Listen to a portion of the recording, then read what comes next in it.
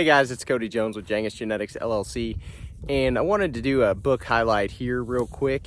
This one is Dirt to Soil by Gabe Brown, and I'd like to think that Rich Dad Poor Dad is the book that I've read the most over the years, but honestly, I think I've had this book 3 years, and I've probably listened to it about 8 times. Now, full disclosure, I have not opened this book more than just to skim through it before shooting this video. I listened to it on Audible. I bought the Audible book the day after I bought this one, and I've probably listened to it 8 times, but it is an awesome book. It is an awesome book. I would highly recommend it, and the reason that I love it is there's just so much in this book. It talks about livestock. I really resonated with the fact that he came from a registered business, a registered seed stock business, which is where I've got my start here.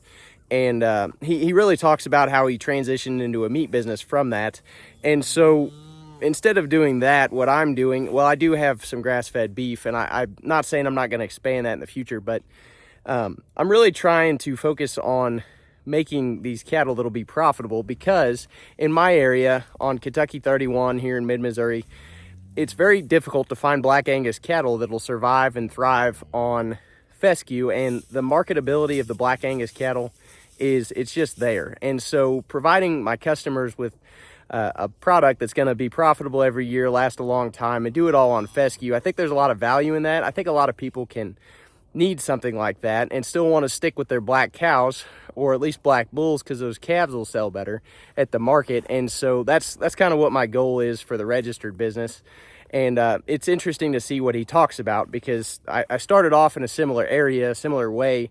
I was really focused on everything that I had learned up to that point, which was basically from the show cattle world and from all the major magazines and articles out there pushing, larger weaning weights, larger frame, high performance type of heavy milking type of cattle.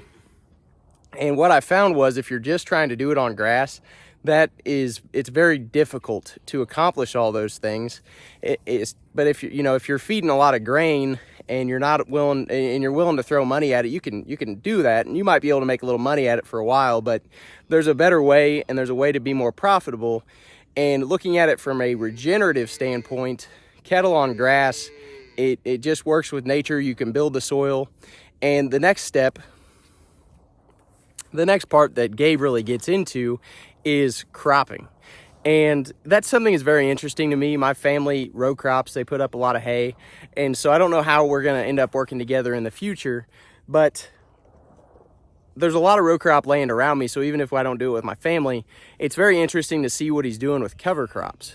And I've experimented with custom grazing. I've done that for a while, and adding value to yearlings and to lambs and these other high value, classes of animal, trying to figure out how to raise them in a way that is profitable, when I can only put on, a pound to 2 pounds on fescue pasture is pretty good for a feeder if you're not feeding grain, or you're not spending a lot of money on, other supplements.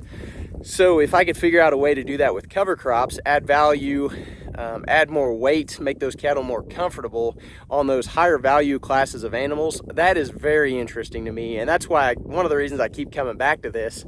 But there's so much in it. The 5 principles of soil health alone is worth the price of this book. It's really interesting to read Gabe's story, to hear his background, to hear his struggles, because I feel that a lot. We go through a lot of the same things as a young farmer. Gabe he's an interesting guy. He married into a farm family. He's from the city, and he talks about that in working with his in-laws. And I think that there's a lot of value from that experience, especially if you don't have a farm background, or if you're bringing in a son-in-law, maybe it's some encouragement to you, or a daughter-in-law that wants to be involved.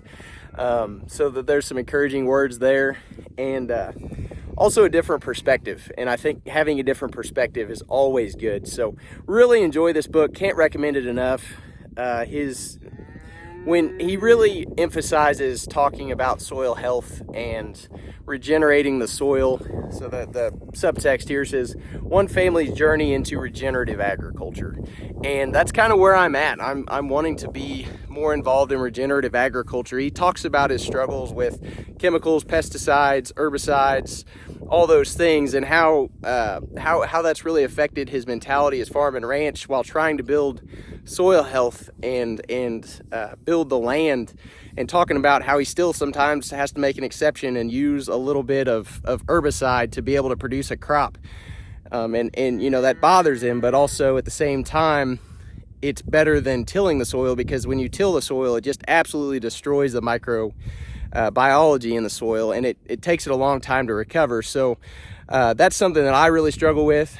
One of my big issues is I don't want to use any chemicals, but also I can't spend all my time. So fence rows is my big issue right now. I can't spend all my time out there cleaning out fence rows every single year, cutting down the same tree, the same stump every year. And so I'll cut down a stump and I'll use a little chemical to keep that stump from resprouting. And that means hopefully next year I won't have to do the same thing, or it'll just be a little bit of maintenance instead of having to spend hours cutting underneath fence lines.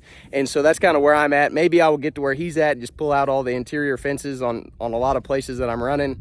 But for me right now, in my management style, which you have to deal with where you're at, just being one person, it's hard to manage a whole lot of electric fences, portable electric fences, and still get all your work done, see all the different herds that I'm managing. So hearing how someone started and then how they got to be successful, I think there's a lot of value in that. Studying the grind that they had to go through and realizing, you know, that we're all in different steps in that process. And hopefully someday, if we stick with it, we continue to regenerate our land, share our stories, and provide quality meat and quality products, that hopefully someday we will be wealthy. We'll be able to educate, teach, and give back to our communities and to the next generation. So hope you guys check out this book. I really enjoy it. It really hits a lot of different things for me. I learn something different every time I read it. It's a wonderful book. Like I said, probably the one I've listened to the most amount of times, because it's pretty short. I mean, it's 200 and a half a page. So as far as actually reading it, there are some pictures in here, which I should probably look through now that I just finished reading it or listening to it again. So there's some value if you can sit down and have the patience to read a book. I think you'll always take a little bit more away. For me, it's easier to listen to them driving back and forth, checking farms, checking cattle, managing, doing different things. So anyway, check out this book. I like the Audible version. The hard copy is good too. If you'll actually read it, go ahead. I wouldn't be afraid to spend the money to get it. If you guys like this content, want me to make some more book reviews, like, subscribe, follow for more, leave a comment, tell me you like it, and encourage me to do it again, and share it with a friend, because we get encouraged I get encouraged and want to make more videos when you guys enjoy my content, give me feedback, and hit that subscribe button. So sure appreciate you guys. Have a good one.